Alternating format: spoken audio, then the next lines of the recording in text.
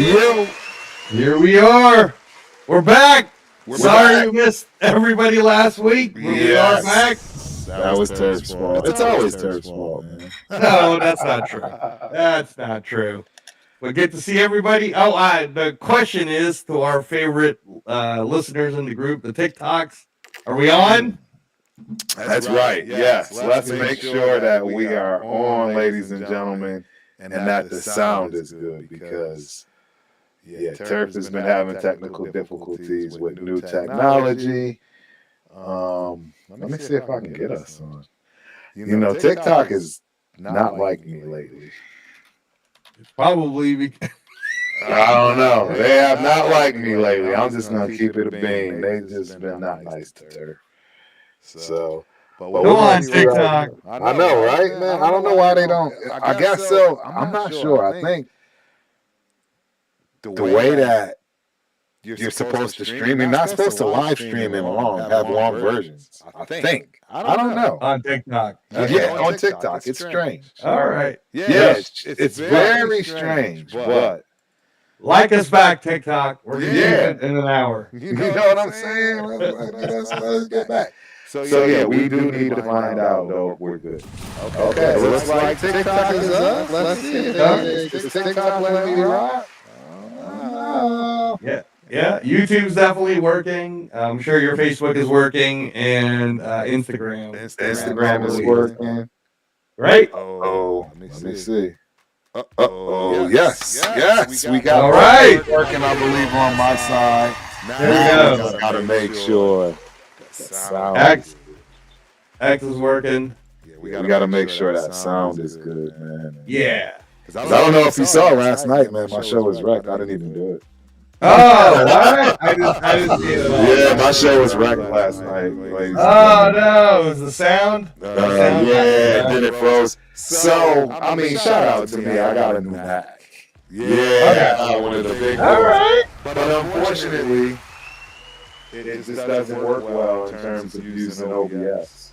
So, okay. I gotta get that part out. But let's make sure we're good. Hold on one second. I'm gonna have my wife check too for us. All right. Mama Crump's gonna check it out for us. Let us know. Make sure we're good there. I think we'll be fine, though. I think we'll be good. All right. Well, definitely lots to talk about since 2 weeks ago, and the big one to start off, obviously, is 2 heavyweight championship fights.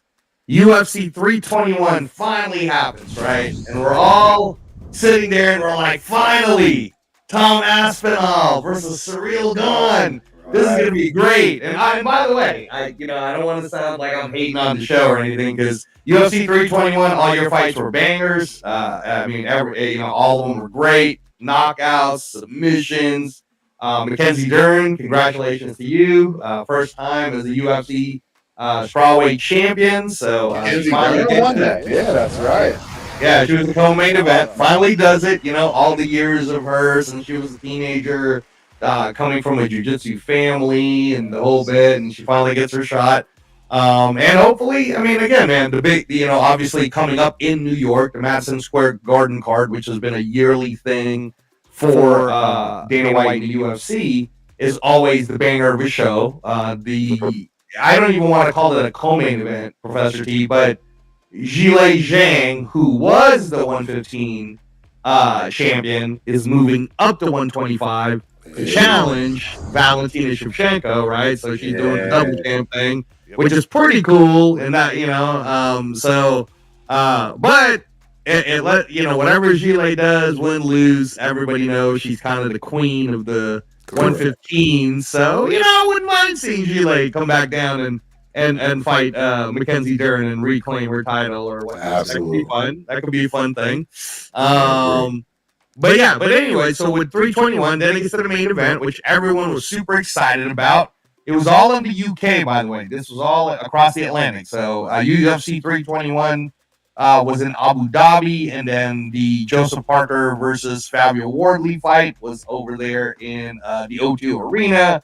So not too many things in the US, but the fight ends, I believe, in might have been the second round. Surreal Gone did the thing, right? And then it got Tom Aspinall. So I was going to ask you, let's start with this one.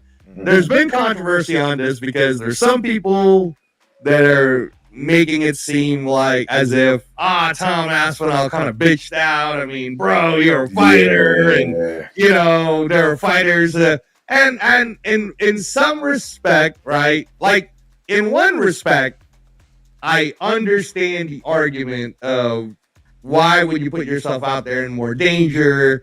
You're the heavyweight champion of the world. If you can't see, you can't see. Right.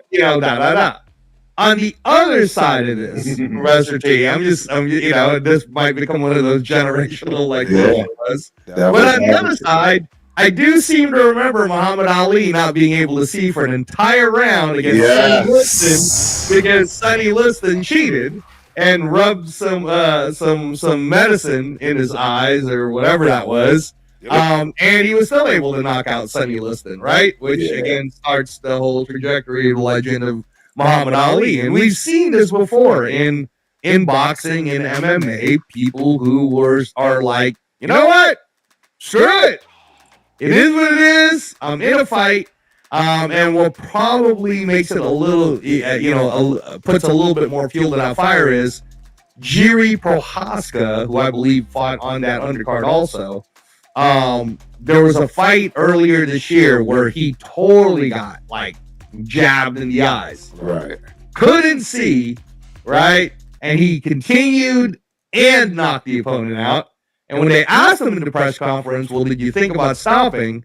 Jiri Prohaska's answer was, this is a true warrior sport. And in this warrior sport, that's what we do. We fight. And he says, I still, you know what? And he said it jokingly, his English isn't perfect, but he said, it's all right. I still had one eye. So as long as I can fight, then I will continue to fight, right? And everybody loves this guy.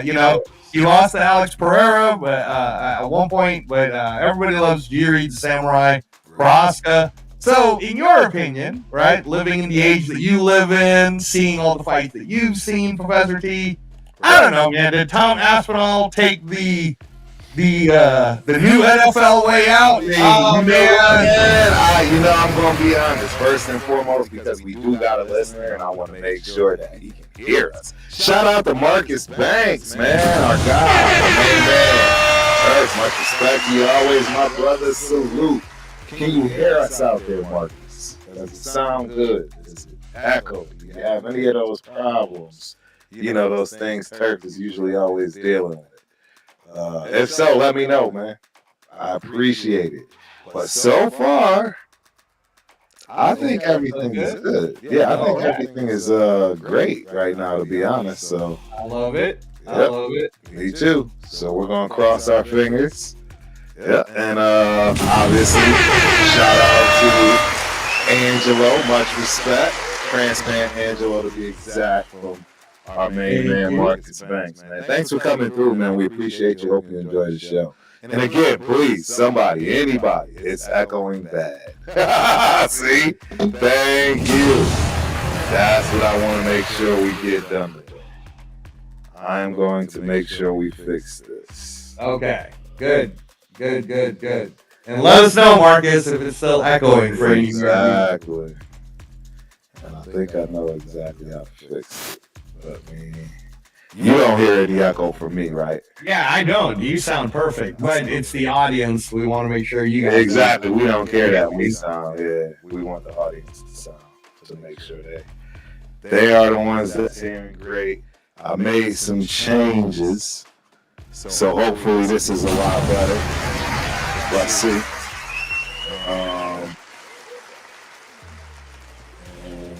There's only one other thing I think I would need to do.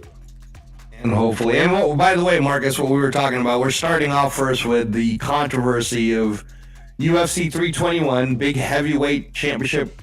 We haven't seen one in the UFC in quite a while. We're finally gonna, oh my gosh, this is it.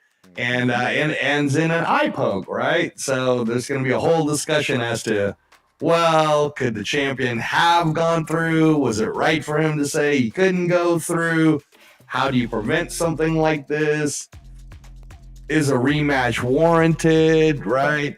So I'm just waiting for Professor T to be ready to answer all of those. Yep, still echoing. So I'm still working on getting this echo thing resolved.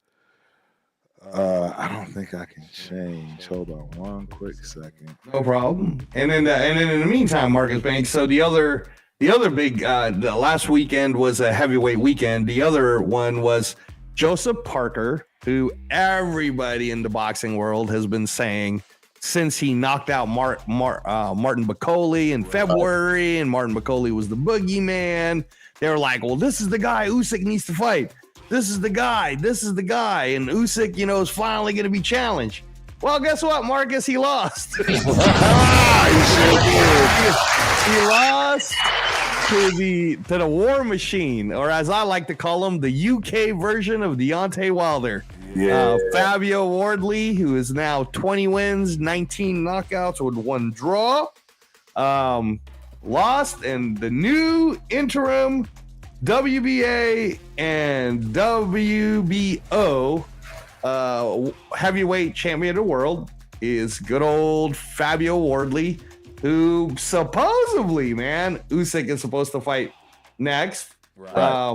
And I don't know, man. We'll see. I don't know. But again, looks like Marcus is saying we're right there now, so it's perfect. Thank you, Marcus. I appreciate everybody. Thank you. You're awesome. Thank you. So first, let's go with the Tom Aspinall gets poked in the eye. All right. And he says, I can't see, and doesn't continue. Your overall take on that, Professor T? You know what, man? I think it's the times, man. And I'm gonna boot myself on this because I've been a Debbie Down. Obviously, everyone, people that obviously watching, I've been having a rough year, man. So hey, I think it's only fair. Hey, if I'm being a negative Nancy, hey, I think I have a right to. But I'm only being honest and constructive about this. We all know that sports in general across the board, the athletes are absolutely better athletes. But, bro, the heart this day and age, bro, I'll put it to you like this. I remember being upset, and I mean upset. How dare you come to this game with an injury, without your best lineman, without your best linebacker? No, I want to win with everything you have. I want your best. I don't want this game to be over and you have some kind of but. And this day and age, I think it's the exact opposite. I think these kids actually pray and hope that somebody's hurt. Oh, Mahomes is out. Yeah, it's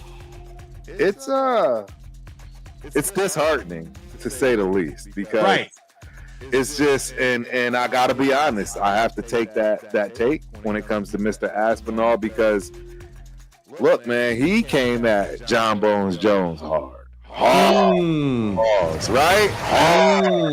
But now you want to bitch out over an eye poke? This dude's that far without an eye.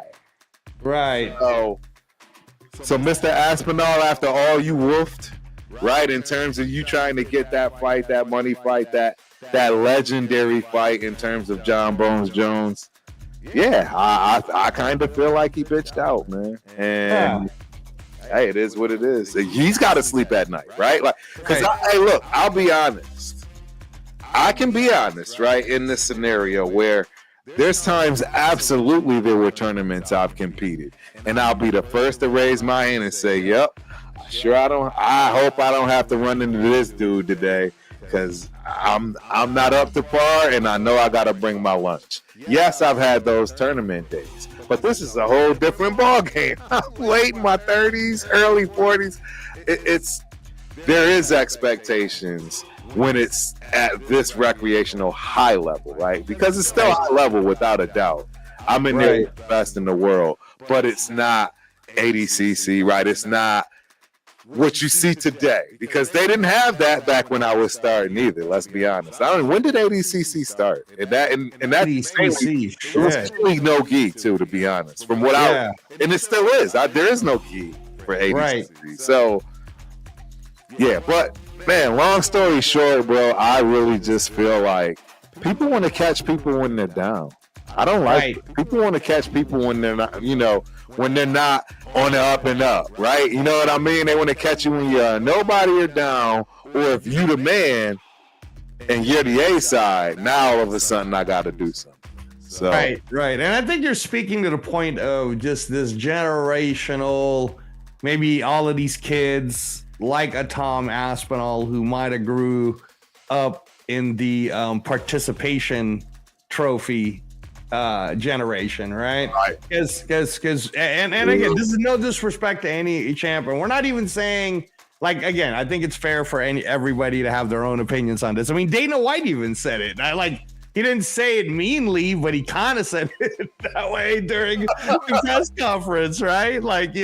So at the end of the day, I think that in our generation, Professor T, growing up, we had the steel slides, and you were not dumb enough to touch that shit when it was hot, and if you did touch it and it was hot, then it's like, well, lesson learned, I'm not doing that shit again, right? So I mean, again, unless somebody forcibly puts you on it, you never really went there too much, right? And versus like in the newer generation of, I'm going to sue someone because this hot coffee spilled on me. And it's like, but coffee's supposed to be hot. So did you not know that maybe you take some accountability for the fact that, and again, this isn't to give you guys any type of a lecture on this stuff, but I think what Professor T is speaking to is, there used to be a time where quarterbacks actually did get hit, and they were not scared to throw the ball. Versus now, every time a quarterback gets touched, he just kind of goes, "Hey, man, isn't that a flag?" I mean, every play, dude. Every play, the quarterback's looking to get some kind of love. I hate it. Right. And that's where he's saying, well, could you have continued? I mean, damn, you're the championship, you're the champ of the world. This is the main event. Could you see out of one eye? Did you believe you could beat him? So there's some theories. And I don't know if any of you guys who are listening to us tonight on the Knockout Canvas, thank you for listening to Professor T and myself. If you watch the first round, it kind of looked like Surreal Gone was starting to get to him a little bit. I'm not saying that's why he said, I can't see. I'm just saying that, your nose is bleeding. You are getting hit. This guy is a good striker. He wasn't exactly easy to take down. And then, an eye poke happens, right? And John Jones has poked people in the eyes too. All right. So eye poke thing happens. Okay. So it's fair value for Tom Aspinall's group to say, well, shit, if we would have lost the title and it's because of the eye poke, then it's not fair. I'm going into the fight and I wasn't at 100%. I think where it makes it, again, just a little hard for people like myself and Professor T and other people who have this feeling about, well, did you kind of soften yourself out of this, is we grew up in an era where Muhammad Ali couldn't see for an entire round, and he won. Gotti literally broke his hand and fought, 9 more rounds with a broken hand and won a fight using a jab, right? Like on and on and on about all the different things that can happen to you because it's a fight, Professor J. I mean, what am I supposed to tell you, right? Like, that's what happens in a fight, right? So, barring full vision, I cannot see. I don't know. If you're the champion of the world, I'll put it to you this way. How about this? we can't. It's the what ifs of what could happen in UFC 321. But what if Aspinall said, you know what? Fuck it. I can't see out of my right eye. I can see out of my left. But we're going to fight anyways. Yeah. And then he ends up winning by knockout. Would he be more of a hero now? Not only would he be more of a hero, but he would have been loved even if he lost. Because guess what? Not only did you lose out, whether you cared or not, but the fans lost out, man. Nobody likes to see a fight lost, won, or undecided, especially that early. And even him, don't you feel some kind of way? Like, you just trained 3 months, man. You just worked your ass off for this moment. And you're gonna let an eye poke let that right? I can't do it. That's the difference. See, I'll admit that I may have said, you know, I hope I don't run into that dude today. But I'll tell you one thing: if your boy trained for it, I'm getting out there. I'm fighting, bro. I'm fighting. And one of the biggest ways I can show and tell that, I mean, to my defense, you know, I know wifey's down to listen. To my defense, he was 2 weeks early. Shout out to my dog Trey, my youngest Trey they chasing. I missed his birth, right? Remember from a Houston tournament as a purple belt, my first purple belt tournament, and I missed it because that Friday she was like, "Hey, I don't know what's going on. I gotta go," and I was like, "Trust me, it's 2 weeks. I trained for this. I'll never forget that." And I mean, I looked at her with such a serious face, like, you don't get it. I trained. That attic up there, cutting weight in the attic with a plastic suit on in Texas, 130, 140 up there. I trained for this. My leg can be falling off, ladies and gentlemen. I'm fighting. Again, hey, dude, I got receipts. Receipts. This thumb right here, I lost in one of my last Brown tournaments at IBJJF because it was literally ripped off, and I continued that fight. If I got receipts, I actually have that fight, and one day I'll pull it up and show you guys. I'll show you exactly where I tore it, exactly where it's hanging off. I'm just sitting looking. I was doing this, and my thumb would literally be pointing like this. All I'll do is just touch it, and it would be going that way. Completely ripped everything. And not only did I finish that fight, I went in and lost my final match because I had no grip. So I'm giving receipts on, you know, what I'm talking. I'm backing up my talk in terms of, hey, I'm gonna get out there even if I'm half baked.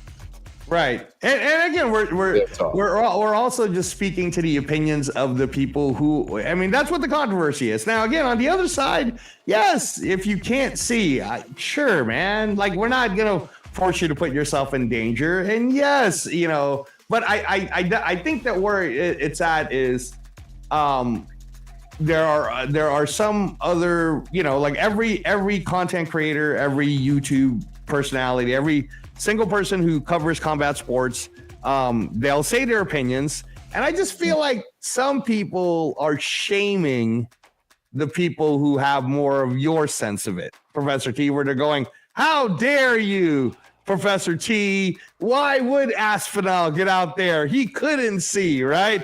So then, and all I'm trying to say is, don't shame either opinion. Like, one opinion, yeah, like on one opinion, that was a generation of people who grew up where it's like, dude, tough it out, rub some dirt in it, and get back out there. It's MMA. It's not even boxing. It's MMA. Guess what? Now you got to test your ground game.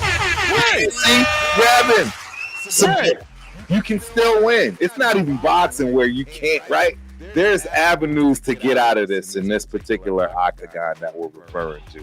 So that's why I just can't give this a pass from that risk. I just can't. The other thing too, the other thing too is when the reports came out after he saw the doctors and they said that it wasn't a serious injury, in the sense that, thank goodness, right? It wasn't a torn retina, he's not losing an eye or none of that. Correct. It's not like we haven't seen other fights where there's blood gushing so much that they literally actually couldn't see out of the eye, not because the eye was damaged, but because their face was damaged so much that their eye, their blood and the swollenness or whatever. And again, this goes to the movie Rocky, right? Like in Rocky, he couldn't see out of his eye, so he asks Mick to cut his eyelids, right? Eyelids. So I can see it. So again, dude, one of the most famous of all time, period, in my opinion, that it really tells you that this dude is crazy. Ronnie Lott. Right. Remember Ronnie Lott? Yes. He literally cut his own finger off on the sideline to play. Right. He cut his own finger off. Right. It's hanging and he cut it off. Right. Bro, right. It's different. It's just different. Yeah, and again, so this is what, so me and Professor T, we're not shaming anyone, whatever opinion you're in. We're just stating a fact that, you know, this generation is a little softer than, which is what life, baby. They living that good life, bro. Yeah. You know what I'm saying? Well, this is also why Professor T will always do this debate of he doesn't believe anybody in this generation's boxing world could go back in the old boxing world of the 60s and the 70s and the 80s and actually have beaten those guys, because it was just a different time, different attitude. I don't know. I think it depends on certain fighters. I think there are certain fighters in this era, like a Bud Crawford, that could go back in the 70s, and I'm sure Bud Crawford would have done pretty well. 100%. Yeah. See, and that's the thing. There are definitely some guys that's still around today that, you know who I really like, man, and I'm mad that he's an alcoholic, and I'm glad that he put it out there. Errol Spence, bro. Shout out to Errol Spence. I was a Spence fan too when he fought Terrence. Right. He just had, Bud is my favorite. Right. But, man, he's another throwback in my opinion. I just think that alcohol got to him, and there was a time when Errol Spence was the man, and everybody's like, this guy's undefeated. He's beating everyone up. He's a southpaw. He's super strong. He could box. I mean, Errol Spence had his moment where, in that period of time, he's kind of like, wow, I don't know if anybody could beat this guy, right?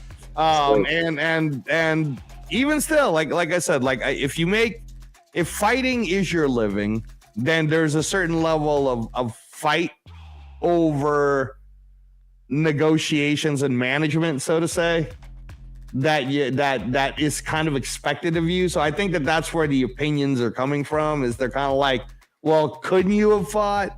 Right. Why wouldn't you fight? I mean, you're supposed to be the baddest man on the planet. And then, oh, poor me, like, so, but again, on the opposite side, I'm like, I'm not trying to lose no eye over a fight either, right? I don't want to lose my top spot, because that's the thing this day and age. They don't want to lose their top spot. Right. Yeah. So again, a bit of a dud for the main event, which was sad because everybody was hyped up about it.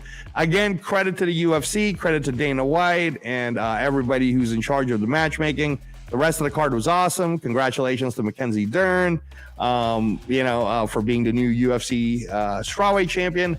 And thank goodness for boxing. Absolutely. At the O2 Arena, where there were some great fights happening. Undercards were fantastic as always. Congratulations to Queensberry Promotions and Frank Warren for putting together this great fight. But Joseph Parker, who fought in February, who has been in this whole streak of, he beat Deontay Wilder, he beat Zhilei Zhang, now he beat Martin Bacoli, knocked him out, right? So, Joseph Parker's 262. He's fast. He's got the IQ. He's only lost to Anthony Joshua. He's only, you know what I mean? Like, there's all these positives. And there was this narrative being thrown out where he was going to absolutely destroy Fabio Wardley. Fabio Wardley's 30 years old. Mm-hmm. Fabio Wardley just barely survives Justice Huni a few months ago, via knockout. Fabio Wardley never had an amateur background. In fact, he was like in sales doing a white collar thing until Dillian White, his friend, said, bro, you played rugby, you have the athleticism to do this. Trust me, come to the gym with me and you're going to be something. And sure enough, man, he went guns blazing. He went in there. Dillian White started putting him on the undercard of his shows. Next thing you know, this kid is 19 wins, undefeated, 18 knockouts. His one draw was a Fight of the Year candidate in 2024 against the bronze medalist, Frazier Clark, who he later that year in December broke the dude's jaw in the first round in Riyadh, right? Like, this guy's an anomaly. He's an anomaly, right? So here he is fighting Joseph Parker, and he knocks him out. Stoppage. So there's a controversy there too. Now, this is the flip side of the controversy because it's a referee stoppage. So for you guys who got to watch the fight, kudos to you because you saw a war happening. For the ones who didn't get a chance to see the fight, feel free to go on DAZN, look at YouTube, follow the Knockout Canvas on Instagram, follow me, the Reyes Boxing on Instagram. I'm happy to send it to you. Essentially, what you saw was a back and forth battle for 10 rounds of heavyweight action. Keep in mind that one guy is 6'4", 262, and then the other guy is 6'5" or 6'4", and he's 247. I mean, these guys aren't exactly small, all right? The one is an edge and the other is a linebacker. Right, exactly. And then they're just banging each other, hurting each other, hitting to the body, hitting to the head. They both hurt each other early in the fight. And we get to the 11th round, shockingly, and Fabio Wardley catches him, starts throwing a bunch of punches. It looked like maybe the punches didn't hit Parker flush, but it also kind of looked like, if you were looking at it from a ringside view or from the referee view, that maybe it was getting to the point where Joseph Parker couldn't defend himself. So the referee steps in, stops the contest, which I've told you before, Professor T. In the UK, they do that. Like, they will say, you better defend yourself. They will stop it for sure because they don't want anybody dying or any accidents or none of that happens, right? Fabio Wardley scores a huge upset, which is why me and Professor T always tell you, when it comes to heavyweight fights, if you see anything that's plus 400 or above, you might want to bet on the plus just because you never know. And this is one of those scenarios, again, where you never knew. Fabio Wardley wins, and now Fabio Wardley is supposedly the next guy up for Alexander Usyk. So he hit the lottery ticket, man. He hit the lottery ticket to do it at 30 years old. Overall thoughts, first of all, on was it an early stoppage or not? And second, Professor T, what do you think of Fabio Wardley's chances, man? I mean, he just beat Joseph Parker. Yeah, I know. I mean, was it? And this is I will call myself out on this one and call it a negative side, or, it's not popular. And that is the fact that, hey, man, if I'm going to go out, I'm going out on my shield. Right. You know what I'm saying? I'm going out, bro. So it's kind of tough to really talk about, especially nowadays where it feels like, anyways, boxers are dying way more than that. You know what I mean? And that's part of it, right? Just technology. Really the world is kind of one in terms of the internet, right? So I think that's where that comes from. But yeah, I'm definitely disappointed from that respect. But I get it. Safety is first, and I think Marcus said it best, man. You know what I'm saying? You got to be safe. You got to be careful. You don't play this sport. This ain't a sport you play. Right. Now, Wardley, yeah, I think the kid's got something. I do. I just hate where we are in the state of boxing where you can't lose. Right. But I think it's changing now the last 2 years, right? It's trying to, and I mean, it's trying to change for us. People like us, we know a loss isn't that big. Yeah, well, I don't care. Nobody gives a damn about a loss in boxing. Right. Boxing. It takes a punch. I mean, I don't know. I mean, it's right. We you know, us gluts for punishment in terms of the love of the sport, we get it. And we can watch what you consider to be a boring fight, and we will find joy in every round. So right.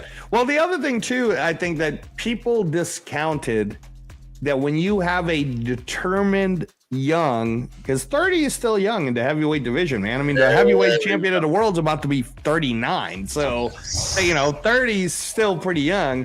I think that they underestimated the fact that this is a guy who constantly is training. He's constantly studying his craft. He's constantly trying to figure out and learn his game. And for you guys who will get a chance to rewatch the Wardley fight, even you, Professor T, if you get a chance to rewatch it, honestly, I was telling a lot of my friends that it reminded me of Bernard Hopkins, the way Wardley was fighting. He was using a lot of the shoulder roll techniques of letting, it's like the punch looks like it's hurting him. Like when Joseph Parker was throwing certain punches, it looked bad if you don't know what you're seeing. But there's a reason why Wardley wasn't really hurt. Like he's, you know, like there you can get hit or you can take damage. And I think that even though Wardley was getting hit, he wasn't necessarily taking so much damage that he had a game plan. Like and again, if you watched Fabio, the War Machine Worley's style, he's always looking for the knockout, which is what makes him fun. But his way of looking for a knockout is he's not like hunting for it early. He's like a sniper, like he's waiting for it to come his way, right? So he knows I got 12 rounds until one of these is going to show me a signal that's going to tell me I'm going to get to knock you out. He did it against Justice Hooney. He did it early against Frazier Clark, right? That's kind of, and even if you watch his draw with Frazier Clark in February of 2024, you can kind of see that was his style too. He was like, I get that this guy's an Olympic bronze medalist and he's going to try to run around and box me. I'm just going to wait my time. But at a certain point, I'm going to knock this dude down.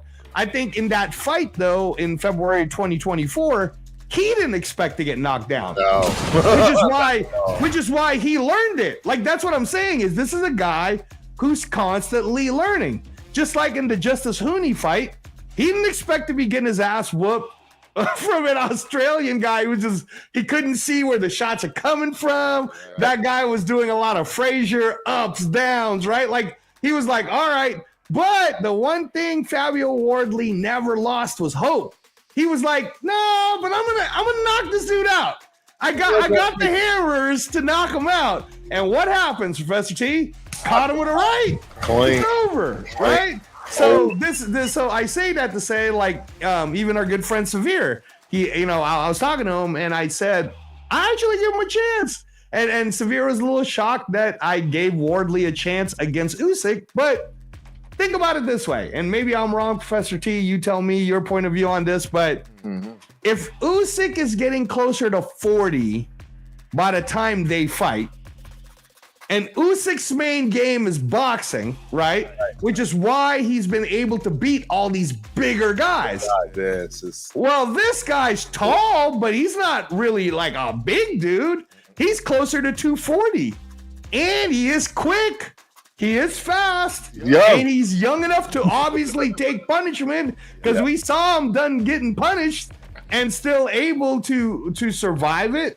And he's got knockout power. So why wouldn't he have a chance? Like, why? How is he any different than Dubois or Joshua or Fury? If anything, I'm kind of like, well, other than Dubois, everybody that Usyk's fought so far is older.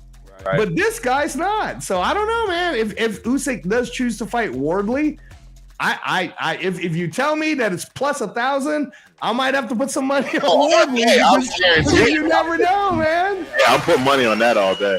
Yeah, all day, because all it's gonna take is for Usyk to get old overnight. I mean that, and it's going to happen. There's not an if, there's a when. Right.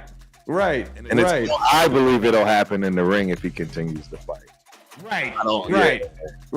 And by the way, just, news for you guys. Usyk said, or it wasn't Usyk personally, but his team said Usyk's got at least 5 more fights in him. Oh, wow. Now, whether or not that's true, I mean, Yeah. 5 more fights, I don't know about that. I don't think he's going to be fighting until 42. You know, but I mean, I don't know, man. I thought Terrence Crawford was going to already retire. So for all I know, maybe him and Crawford got the Fountain of Youth, and they're kind of like, we're more skilled than everybody, because, you know, they're already talking about Crawford fighting Adames at 160. Right. There's words now that maybe the next big fight for Crawford's a rematch with Canelo, which I don't mind seeing. If you guys want to see your boy get his ass whooped again, that's fine with me. And it's only going to be worse and faster. I think he might even get it. Like, seriously? Yeah, I thought he was going to knock him out when we were there. Exactly. Look, so I don't know if you guys know. I should pull it up. Mine didn't pull it up. But there are a lot of tapes out there explaining where Canelo was touched. And you can't fake it. That's the thing. There's no faking being touched. Right, I'm sounding like a creep when I say that. Pause, yo. But you know what I mean, bro. It's, man, I'm just telling you, there's especially when you don't see the punch, even sometimes when you do. And he really got caught in an awkward spot, and his body felt it, and he gave out.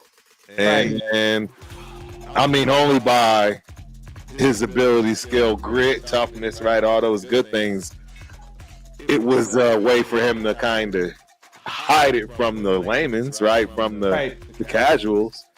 But anybody that knows boxing knows he was hurt. Right. He hurt. Right. I don't care what y'all say, that man was hurt. So. And me and Professor T, who were both in the arena during that fight, and we watched it, we both believed that Canelo, who headbutted him. Yes. Oh, yes. If that wouldn't have happened, Canelo was on his way to getting stopped. Straight up. Which was my prediction, by the way, y'all. I said he was going to stop him. Actually, Professor T said it was going to be a stoppage either way, one way or the other. So he believed the stoppage could happen also. But yeah, man, I mean, and those are the type of fights that Netflix is really in the business of it now, because in a couple of, not this next weekend, but the following weekend, another free Netflix event, Jake Paul versus Tank Davis. Hey. I know. Everybody's going, oh my gosh, here's the circus again. They got Anderson Silva boxing Chris Weidman. What's going on over here, right? Silva is boxing Chris Weidman? I mean, they're throwing it all out there, Professor T. They're throwing it out there. And then, and then there's going to be some money, though. Yeah, there's going to be real good. Yeah, there's going to be real good boxing matches. One of the ones I'm looking forward to is Gary Antoine Russell defending the WBA 140-pound title against the number one contender, Andy Hiraoka. So I am excited to see a fight like that. Like, that's a real significant fight that matters to what's going to be happening in the landscape of boxing. Alicia Bumgarner, I believe, is moving up in a new weight class. So that should be fun to see, right? So there are good matches. Like, so I don't want to feel like I'm just gonna tell you guys, and it's free. So really, man, if you want to do something else on a Friday night, go ahead. I am gonna be watching it just because I'm gonna be watching it. I'm predisposed to having to watch it, y'all. So that's this Friday, right? Yeah. Now, what I'll say though is Netflix has been so invested now that Pacquiao Mayweather 2 on Netflix, bro. They're talking about April 2026, Pacquiao Mayweather 2 on Netflix. What are initial thoughts on this? Because the last time they fought, keep in mind, was 2015. So this would be 11 years in the making, or 10 years in the making. All right, so 10 years later. Yeah, what do you think, Professor T? They missed the boat, obviously, but I mean, I get it. They trying to circle back and make that bread. But I mean, look, I'll put it to you this way. Yeah, obviously I'm watching it. Yeah, I want to see it. I would even want to go to it. I'm just not going to pay a lot of money for it. And that's going to be the problem. I'm not going to pay what I paid for Canelo Crawford. Yeah, I'm not paying that. You know? Right. I paid for that fight the same 10 times over. I actually feel like I got to steal for that fight. Right. Where I sat, especially where I sat. Go check out the footage on the knockout canvas. I mean, I was right there, where the boxers came out. So, yeah, I hope it's at like the MGM Grand or that old school. Actually, so here's the rumors, guys, so that you guys know what it is. Pacquiao Mayweather rematch, April of 2026. Wow. It'll be in Las Vegas on Netflix for free, apparently. Right. And it'll be in the Sphere where they did that UFC last year. Are you serious? Remember how they did the UFC in the Sphere? So they're talking about possibly doing a boxing event in the Sphere. Now, I would love to talk to someone that went to that event. And just, to find out, right? Like, how cool was it? Because I've been to the Sphere. Have you been to the Sphere yet? I haven't been inside of it yet, but I keep hearing a lot of good things about it. It is amazing. Oh, my God, it's amazing. In fact, now that I say that to myself, I'm 100% going back.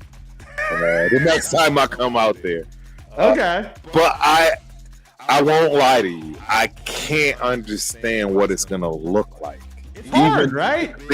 How do you watch a boxing match in the area? Yeah, because the stage is so far away. So you're guaranteed to be watching the screen no matter what anyways, which you're naturally just going to do. But that Sphere, I'd love to talk to someone. Shout out to anybody out there, man. Hit me up, DM me something. But I really would love to talk to somebody that went to that UFC event. Yeah, just so that we know what the production is, right? Because we went to Underdog. Underdog was shown at the Blue Life Theater, and that was great. Underdog was primo. It was the perfect setup for the fight, if you ask. Yeah. It had that griminess to the set. You know what I like mean? The old 1960s, 1950s in the ring. The music, by the way, the music was awesome, right? So we hope, Dana, if you're listening and you're doing Underdog on CBS starting in January, we hope that you do it at Blue Live Theater in Las Vegas. Right. We hope that it continues to be that style of a format. Right. But you probably, knowing Dana, though, he's going to try to make it bigger venues, but I'm just, we don't mind that venue because it made it feel very intimate. It was a fun show. It would be good for it looked good on TV. So the Netflix card, Manny Pacquiao versus Floyd Mayweather. If Floyd Mayweather does say yes, Mayweather would be 50, I believe. Yeah. Manny would be 47, right? Yeah. So I don't know. What do you think about a 50-year-old undefeated GOAT against another 47-year-old? Right. Well, the tell of the tape would be as if it's gonna count. Right. They said it's supposed to be for real, not an exhibition. Because people are gonna pay to see it. I'm telling you, right, if it counts, people still want to see this man lose. I mean, I kind of do too, just because. Look, if I'm being honest, guys, right?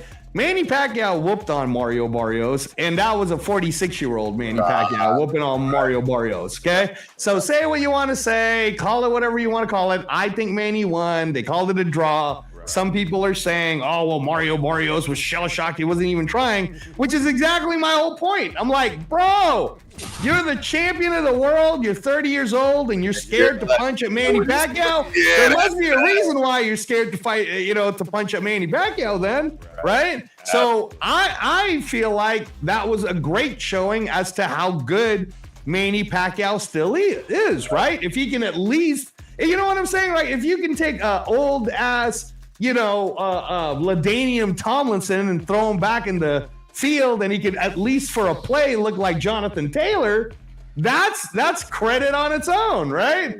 But now I'm also curious because Floyd seems to be the ageless wonder. Right. Floyd's style is one of the highest IQ styles in boxing. Like, can you hit him? Are you able to? So for him to come, and he's never out of shape. I've never seen Floyd out of shape. Never. So at 50 years old, Professor T, Floyd Mayweather comes back and says, you know what? let me reclaim the throne, right? You know, like I kind of want to see it. I mean, I would want to see. I feel like it's a reboot of one of the old shows. Like, let me see if this guy still got it. And I've said this before, and I'll say it again on this show so it can be recorded. If Floyd Mayweather came out right now to fight Rolly Romero, I think he'd whoop on Rolly. I think if Floyd Mayweather came out right now to fight Mario Barrios, I think he'd whoop on Mario Barrios. If Floyd Mayweather came out right now and tried to fight Lewis Crocker, who's the IBF champion, I think Floyd would get the belt too, right? So the only question really everyone is wondering is, well, could Floyd beat 24-year-old Brian Norman? But I don't know. Could 24-year-old Brian Norman beat Devin Haney? Exactly. You know, I don't know, right? But what I do know is Floyd's undefeated. I've never really been able to see anyone hurt Floyd, especially in the later part of his career. So I don't know, man. I mean, like, I kind of want to, I'll be honest, if it's going to be free on Netflix, I want to see it. I'm watching it. I'm watching. Yeah. I mean, and to be honest, if it's in the Sphere, that's the way they'll get me. Because the truth is, I don't think I will enjoy it. I know that sounds crazy. Yeah, because the Sphere is like for a theater experience. So how do you watch a boxing match there? And that's my thing. I don't think I'll enjoy it. They're going to be so large as far as on the screen because it's so ginormous. I just don't know how I'm going to like it. I don't think I will. I think it'll be too much. But I mean, if there's a fight for me to watch in the Sphere, it's gonna be that. You know what I'm saying? Like that's the one I would want to go see. Right. It would make a lot of sense, and I will be okay with it. I'm not spending more than $1,000 on that fight, though. What? Nah, it's not gonna happen. Not gonna happen. Not more than. I don't even know if I'd spend more than $500 on it. But I'd spend probably more than $500. Well, I mean, shit, man. Wizard of Oz is like $400 at the Sphere, so you'd probably at least spend that much money for the Sphere, right? Like, bro, that is so wild. So that's what's playing there now is the Wizard of Oz. Yeah, like, yeah, it's Wizard of Oz at the Sphere. Wow. Yeah, they have drones for the. I don't know. Anna's all into it. Is she? Oh, I'm have to have that Anna, man. Yeah. So she loves it. I don't know, man. I'm like, I don't know. Maybe I'll go one of these days. We'll see. I can't see myself paying that much money for the fucking Wizard of Oz. And it's a remake, obviously. Yeah, I know it's the old Wizard of Oz too. It's not even Ariana Grande, right? On Wicked, so I don't know, but maybe the Sphere will draw me in somehow. We'll see, man. I don't know, because I haven't seen I haven't seen what you've seen yet. Yeah, I haven't seen it yet. So I what is it? Do they still play it post? Yeah, they do. They do. Yeah, and by the way, I've heard the concerts are amazing. Like I can see where a concert would be. That I can see because of the visuals. Right, the visual and the sound. I heard the sound is beautiful, right? It's probably amazing. I can see that. But you're absolutely right? If you guys got to watch the UFC, I think it was called UFC Noche 2024 at the Sphere. Right. And it was Sugar Sean O'Malley was on it. It was Alex Pereira, was he on it? You want to know what else? To be honest, truth, I'm sorry. Hey, I gotta be honest, but it's not a comfortable place. Oh, it wasn't comfortable. Okay, the seats were not comfortable. Tiny. Yeah. It's if you're scared of heights, or you got bad. Yeah, it's too steep. Then it's way too steep. Way too steep. Right. I mean, it is narrow, ladies. You're not. It's narrow. It's scary, uncomfortable. I'm not gonna lie. That coming from me, right? And a lot, dude. I'll just let y'all know. And the seats are tiny. They're tiny. So okay, all right. Well, that's the rumor, and we'll find out soon enough. In the meantime, there are actual fights happening. We're about to hit the month of November this Saturday. And this Saturday, there's 2 back-to-back fights on the zone. One starts at, I believe, 3:30 p.m. Eastern, which is happening in the UK. The main event is Joshua Buatsi fighting Parker. And if you guys remember, Joshua Buatsi fought earlier this year against Caleb Smith, and it's a fight of the year candidate. So Joshua Buatsi always brings it. And then later that evening is the other fight, which is happening in Orlando, Florida, Matchroom Boxing, which is Eddie Hearn. Okay. It's Lanier Pero, the heavyweight, against I forgot the other dude's name. And he's probably going to get knocked out if I'm being honest. No disrespect. I'm just saying, man, like they don't do shows like this so that Lanier Pero loses, Right. I'll be shocked. But the other kid, it's all of the Matchroom like youngsters like Omari Jones, the bronze medalist from the USA that lives in Orlando, Nishan Dev from India. Like it's a Matchroom special. So that's going to be at 8 p.m. Eastern time on the zone. Both cards are free. So if Professor T is calling the fights, then he'll be starting in the afternoon on the zone, and then he'll be going all the way to nighttime on the zone. Yeah. So two fights. Hopefully, man, no BS, man. I don't have anything playing right now. I'll admit it. It's Friday football, right? Texas. I got to make sure that I got at least a couple of more Fridays. I got to check my homeboy's son, his senior year. But I am really aiming. I've been missing content, guys. I miss doing this, too, to be honest. So I really am looking to, kick it on the fight night. Yeah. And the last time Professor T called 2 fights, that was pretty good. That back-to-back fights. So that's going to be on Saturday, November 1st. And the whole month of November, it just goes boom to the next. So November 1st, there's that, right? Then November 7th is on Pro Box, and then November 8th, we have the one in Fort Worth, Texas, with Virgil Ortiz versus Erickson Lubin. I would like to see Lubin live. I'm a fan of Eric Lubin. You can always make it to Fort Worth. The tickets are not expensive at all. They're very affordable, right? Sure. And then, it just keeps going on from there because November 15th or November 14th, we already mentioned it. Gervonta Davis versus Jake Paul. Alicia Baumgartner's in it. Gary Antoine Russell's in it. It's a whole group of other world champions in it. And then November 15th, so back to back, Saturday, November 15th, is Chris Eubanks Jr. versus Conor Benn. Hey. That's the rematch, right? Jack Catterall's fighting on that against Echo Usman. Adam Azeem's on it. Like a really good. What's that? That's a good fight. Yeah, Jack Catterall versus Echo Usman at 147. Yeah. No. Jack Catterall is throwing himself on the hat at 147, and Jack Catterall is training with Boots Enos and has been training with Boots Enos. So this is the first time we're going to get to watch him now with Bozy Enos as his coach. So we'll see, man. There might be some wrinkles to that. And then November 15th in Mexico, same date, you got Rafael Espinoza defending his title against Arnold Kagai. You got Lindolfo Delgado. You got Richard Torres. You got Emiliano Vargas, which is the better of the 3 Vargas brothers. Fernando, he's the one that really looks like Fernando Vargas' son.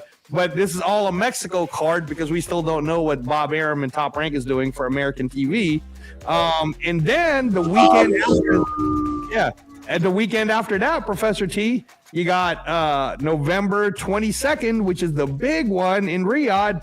David Benavidez versus Anthony Yard. Brian Norman Jr. versus Devin Haney. Abdullah Mason for his first world title against Sam Noakes. Jesse Bam Rodriguez against Fernando Pumo Martinez. 4 world title fights. We don't know what else is going to happen in the undercard of that, but that, to me, is enough in itself. 4 world championship fights. I'm good. I think that's the type of fight that I could probably get Spence to watch, right? Oh, it's like, but Spence, I know you don't like watching more than 2 fights, but what if I told you all 4 fights, Spence, are all world championships, and like 5 of these guys are on the pound for pound list, right? So, it's kind of like an all-star game of of boxing, you kind of sort of have to watch it, Spence. Like, you have to watch. There's no one fight not greater than the other. They're all world championship fights. So that's November 22nd. So like I said, I say all of that, guys, to tell you that leading up to Thanksgiving, we got a weekend on a weekend on a weekend on a weekend of just fight after fight after fight. And it's just going to keep going this way. I mean, even where Professor T's at, November 8th, Fort Worth, Texas, and then December 6th, you got that whole thing in San Antonio with Pitbull Cruz versus Lamont Roach and Janabek.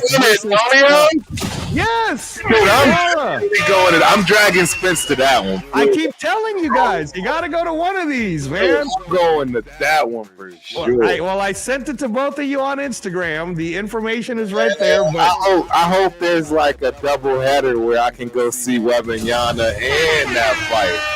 Just like the Spurs game. I don't know though, because it'd have to probably be Friday night Spurs game and then Saturday. I have no idea. All I know is, dude, I am a Spurs fan officially. I'm just letting y'all know. I'm a Spurs fan. On the bandwagon early. All right. Till I move to Vegas, I'm a Spurs fan. I'm sorry, Chicago Bulls. I mean, it makes no sense for me to ever root for you again. You're never going to do what you did with Jordan. Never again. It's never going to happen. I just need to move on. Hey, you know what? That's fair. That's fair. There aren't many times that I agree with people jumping ship on their team. Right. But to my defense, the only team I've never ever jumped ship from us. And that is the Hartford Whalers. Shout out to the Hartford Whalers, man. That's the only professional team that I've ever had in my entire life.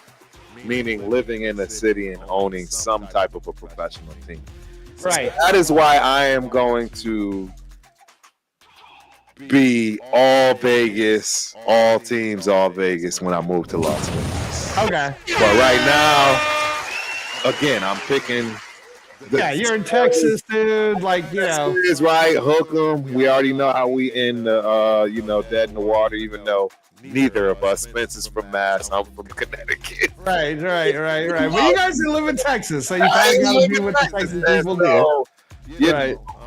But I'm excited. I'm excited about that. But, man, yeah. Well, I mean, good luck to you. At least you're not. Yours is in San Antonio, dude. Yeah, I've been telling you guys that. I keep sending you this. That's the one I can probably. I might get a hookup with that. Jesse James Lejas is down there, and okay. You know Scully. Scully's of course, Scully. Yeah, shout out to Scully. He talks to him quite a bit, I believe. I'm definitely going to that fight. I'm telling you right now, dude. I'm going to that one. You're going to that one? Okay. Well, I sent it to you guys. Because it's Janabek versus Lara for the WBO, IBF, WBA unification at the 160-pound title. This is the whole setup for Terrence Crawford, where if whoever wins that one and then Crawford could get the WBC off of Artemis, then Crawford gets a chance to fight for another undisputed championship, which has never been done before. Hey, real talk. Lara would be a tough fight. I don't think Lara could beat Janabek. Janabek would be a tough fight. Janabek's only 30. Bro, dude, Janabek knocks people out, bro. He's the new Golovkin, man. I don't think he's gonna get Lara. Don't get me wrong. I'm not saying he won't win. It'll be interesting to see. I'm definitely, if I have to bet on that one, I'd bet on Janabek, as I just can't see that guy losing right now, which makes the Crawford fight interesting. And then you got Pitbull Cruz versus Lamont Roach on the same card, bro. When is it? This is December 6th, San Antonio, Texas. And it's 3 world title fights. It's Isaac Pitbull Cruz versus Lamont Roach for the interim 140 WBC. Erzlandi Lara versus Janabek Alamhula for the WBA, IBF, and WBO middleweight world titles. It's Oshaki Foster fighting Stephen Fulton, who is currently the WBC 126-pound champion, but Fulton wants to move up, so he's challenging for the WBC 130-pound champion. And then Jesus Ramos Jr. is moving up to 160 to fight Shane Mosley Jr. Right. for the WBC interim middleweight belt. So, like I said, man, like if I was in Texas, I'd be going to this for sure.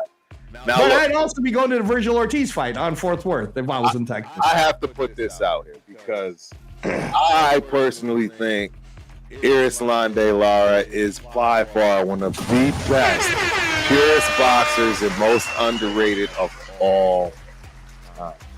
Definitely underrated. He lost to a monster Paul Williams at 39-2 when he fought him. Paul Williams, Paul the Punisher, he was on his way to legend status. Right. You know what I'm saying? He lost to him.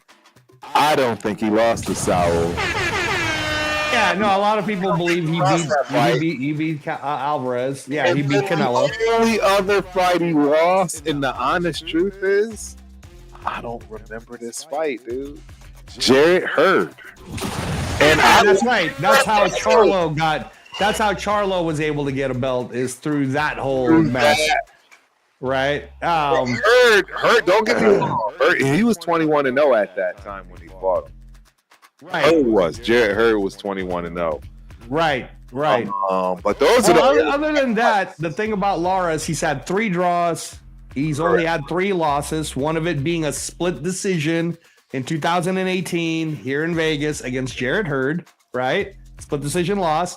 Other than that, though, man, I mean, Canelo split decision loss, controversial. Shit. He lost. He won that fight. I'm sorry. Shout out to Canelo. Y'all know I love Canelo too. But no, he lost that fight. He lost. Right. Period. Well, what makes this interesting is he's fighting the new Golovkin, and this guy, Janibek Alamhullah. No, he's 32 years old. All right. He's 6 foot tall. He's a southpaw. He's slick. He can box. He's got power. 12 of his 17 wins are by knockout. He's undefeated. He's got an amateur background. You know what I'm saying? Like, got it all. The guy doesn't suck, Professor T. I'm just telling you, man. Got it all. Nah, he's definitely got it all, man. You are absolutely right. He has got it all. And it does make it interesting that if Crawford beats Adames in Nebraska, right? When they announced that, and he's the new WBC 160-pound champion, for him to fight. There we go, TikTok. Thank you very much for giving us the signal. We're about to close it out. But if Crawford does that, and let's say Janibek beats Lara, which now you can't argue it. It's like, if Janibek beats Lara, he's got 3 for an undisputed championship. I would want to see Janibek versus Bud Crawford, just because it definitely tells you that Bud Crawford is not looking for the easy paydays on his way out. You know what I'm saying, right? Because there's going to be the people that'll say, he's scared of boots. Like, look, man, Crawford's not scared of nobody. Right? Like, you guys got to relax. Okay? If Boots, I love Boots. I'm one of the biggest Boots supporters. But Boots, at this point in his career, does not deserve a fight with Crawford. Bro, I mean, this has been, you need to break this down for him. Seriously, like, you have to understand what Bud has done and accomplished compared to what he has done and accomplished. It's not even comparing. It's like comparing apples to water. Yeah, it's not even close. It's not even close. Apples to watermelons. Right. Right. It's down for the No. So the thing is, and you got to look at Boots Ennis is amazing. He's one of the biggest talents that we have. He's 28 years old. The greatest accomplishment, other than the fact that Boots Ennis, I believe at this point in his career, is 33 wins, undefeated, 31 knockouts, right?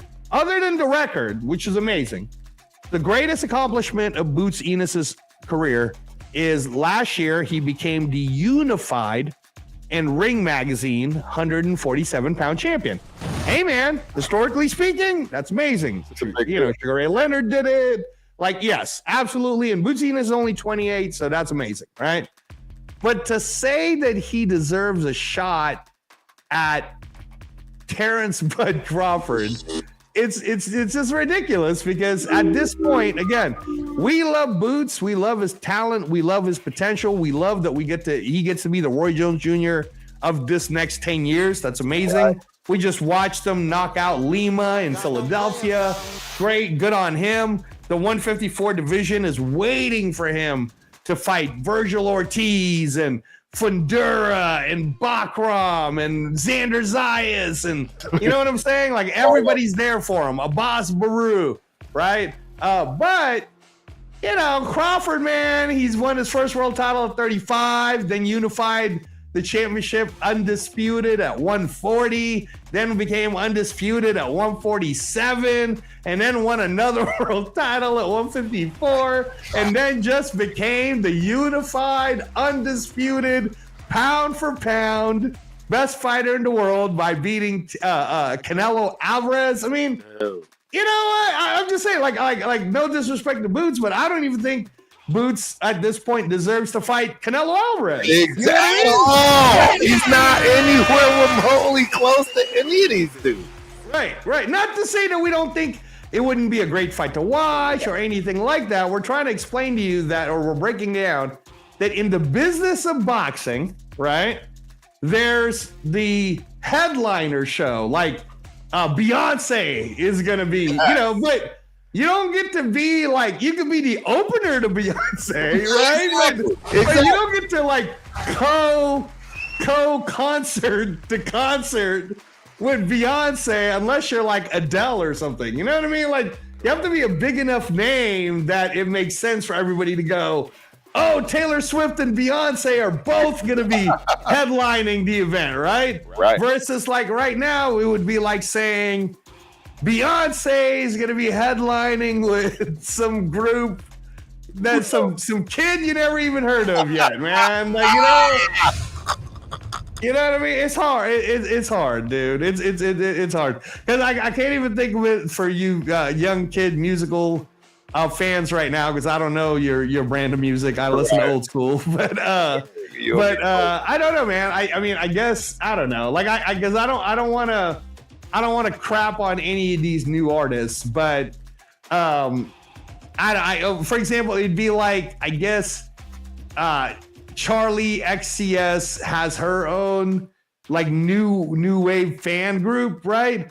But to say she could co-headline with Beyonce, bro, I mean, come on, man, what are we doing here, right? Like, what are we doing this right? Yeah, so it's the same thing. It's like Bud Crawford versus Boots Enos for all of you guys who are like, oh, Boots deserves a shot. Not yet, man. I'll tell you what, though. I love Boots. If Boots becomes undisputed at 154 and he goes through that murderer's row of champions, right? I'll start to make an argument for it. Like, well, if he's willing to move up in the next year, I could see that. I could also see that if Terrence Crawford before 2027 becomes the undisputed 160-pound champion, right, and Boots Enos before 2027 becomes the undisputed 154-pound champion. Right. Okay, I mean, I could buy into that. I'm like, all right. Too, because now we would be able to makes sense for him to fight Boots at one. Yes, but again, if you guys understand boxing the way me and Professor T understand boxing, there's so many politics that go into it, and you know, is Boots even going to get a chance to have all four belts? Which is one of the magics of how Terrence Crawford was able to do it. Right. Terrence Crawford, you know, for as many times as people kept turning fights away from him, he still was able to navigate himself to become the undisputed champion at 140. Absolutely. Then, when the Errol Spence thing happened, which most people were telling me I was crazy, but I told you, Professor T, I was like, Crawford's gonna knock him out, man. It's not the same. It's not the same. It's just not the same. Crawford's a different animal. So you know, knocks him out, becomes the undisputed, and then this next thing that he just does, it's like, you know, and maybe I'll end on this: that Bud Crawford is kind of like a phoenix who keeps rising, right? He's like, you know, you think he disappeared for a year. Then he comes back a year later and becomes undisputed, right? Like that's kind of what he does. So if next year in 2026, Bud Crawford goes, I'm going to fight in front of 92,000 people in Nebraska to become the WBC champ, then great. That'll be awesome. That'll be awesome. And Professor T disappeared, y'all. So this is usually the time we close the show. It is time. My camera said, hey, you ain't got to go home, but guess what? You got to get up out of here. Hold on, let me see. I think I got. Oh no, I don't because I'm. Thanks for sticking with us through all the technical difficulties as we continue to go do this. Hopefully, you guys are enjoying our 90-minute content of keeping you updated in the combat sports world. Professor T says he's going to try to do a watch party for you guys Saturday. Absolutely. Hopefully that happens. And then until then, we will see you guys next week, Wednesday, 8 p.m. Pacific time, 10 p.m. Texas time. So we will see you then. Anything else to add, Professor T? Nope, not that I can think of. Tomorrow night, don't forget, we got Dead in the Water with my co-host, my right-hand man, Spence, and myself. Hold on one second. I'm going to make sure this should work. It's not working. I got to figure that part out. I know as you disappeared. There we go. Boom. See, I'm back. Yeah, he's back, yo. Different camera.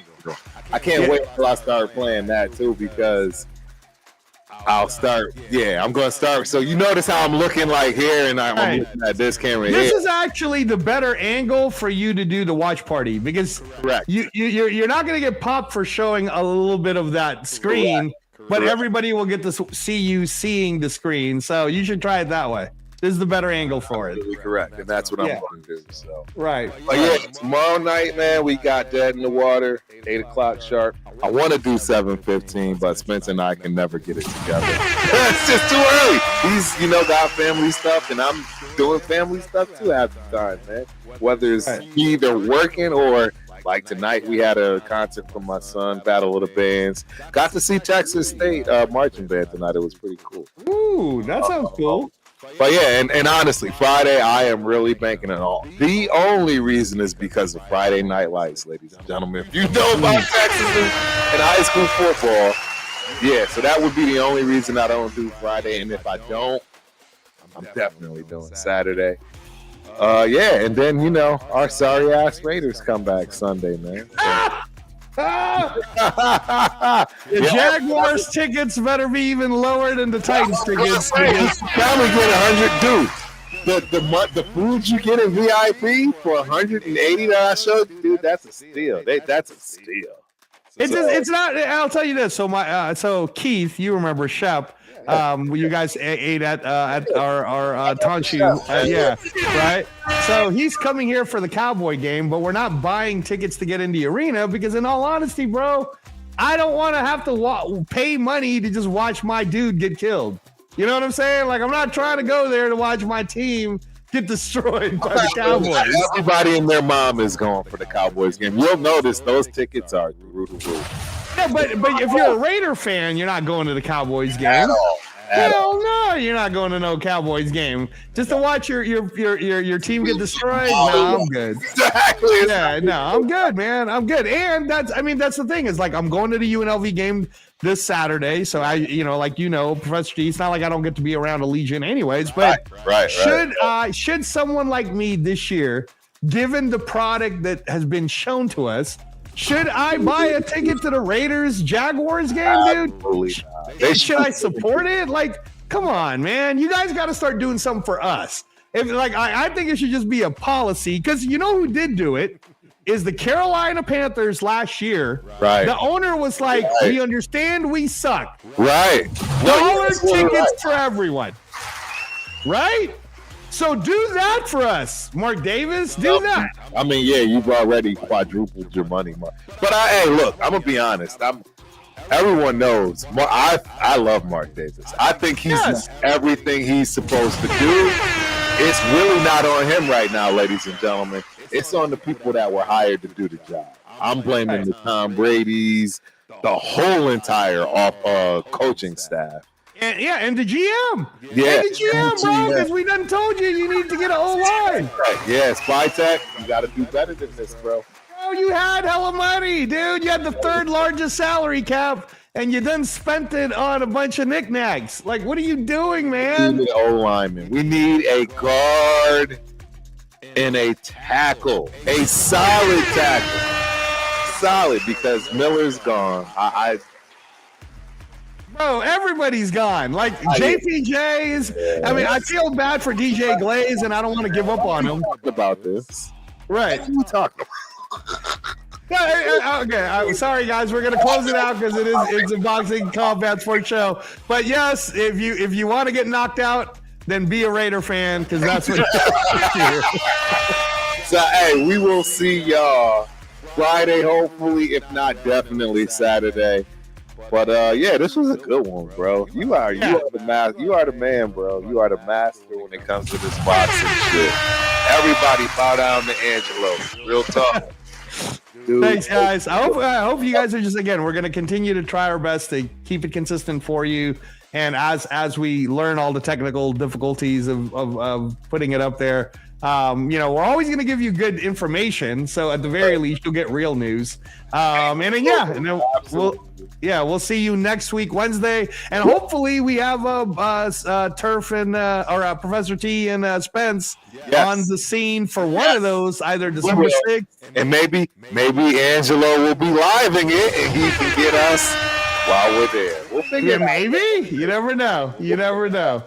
All right, guys. Gentlemen, peace. Have a good night.